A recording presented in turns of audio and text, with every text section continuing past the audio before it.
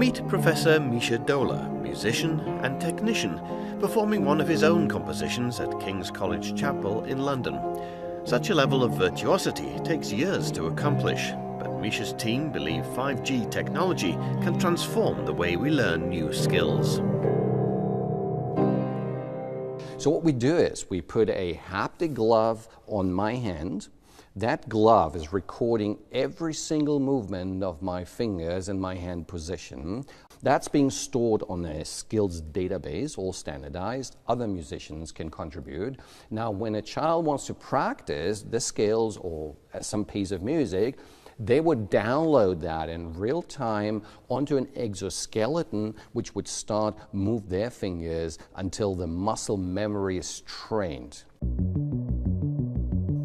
The lightning speed of 5G is essential to make this work, and the technology could form the basis of a new network, the Internet of Skills.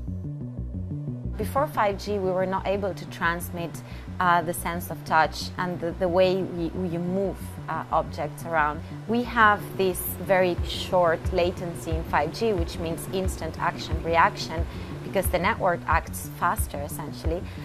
We are able to transmit the sense of touch. We can translate that into a medical expert, right?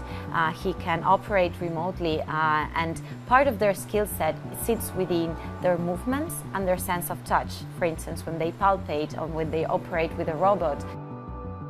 By digitizing his skills, using the glove and all we can to record the movements, we put that on a surgery database, and then we can actually train students at scale all around the world, not only here in the UK, in Africa, in South America, in Asia, everywhere you want. The same happens in the manufacturing business when you have to replace a piece on a machine or you have to bring on an expert.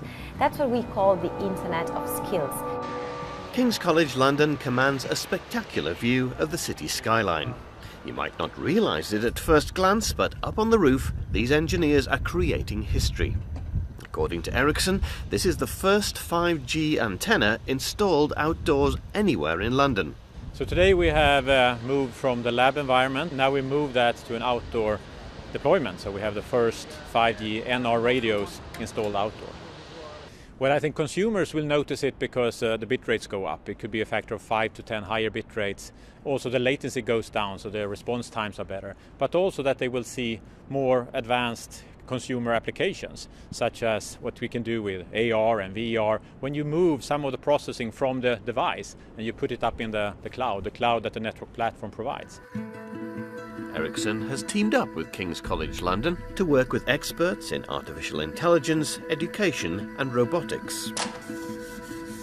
You have to realise that 5G is just not another G. It's got a lot more about it than the 4Gs, the 3Gs and 2Gs. What we've realised is that it's got such a universal platform that can provide so many benefits to industry and society. Among their latest projects is this canine creation. In this particular demo that we've seen a dog walk across a floor. But if you then think what 5G can do to that, 5G can put you that real-time latency aspect in there and actually give that robot the sense of where he's walking. Is he walking in a hard area, soft area? Is it going to be unstable for that robot?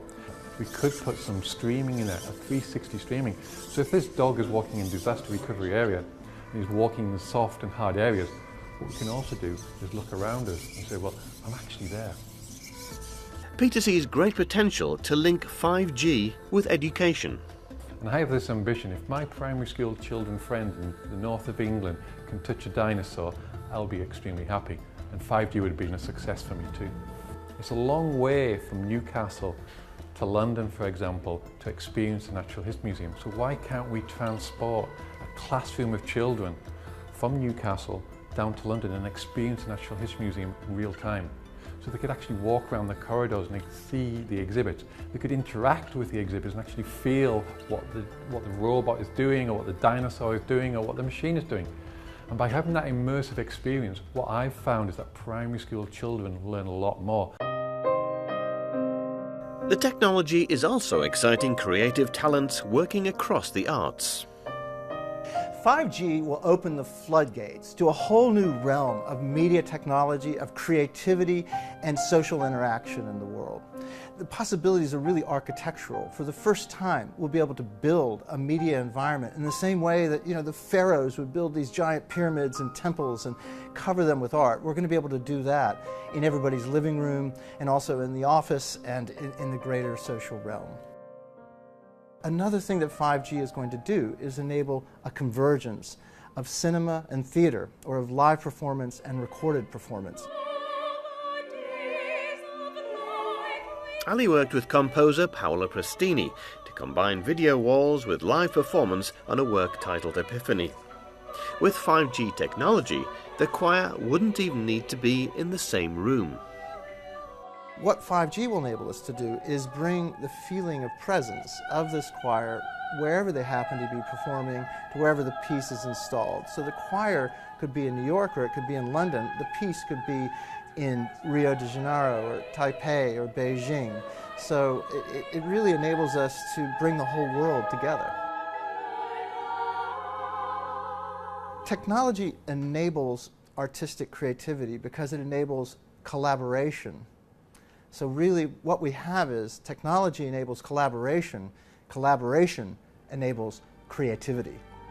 After virtual reality and augmented reality, this is what's been referred to as synchronized reality, and you're likely to see a lot more of it when 5G itself becomes reality just a few years from now. Neil Curry, CNN, London.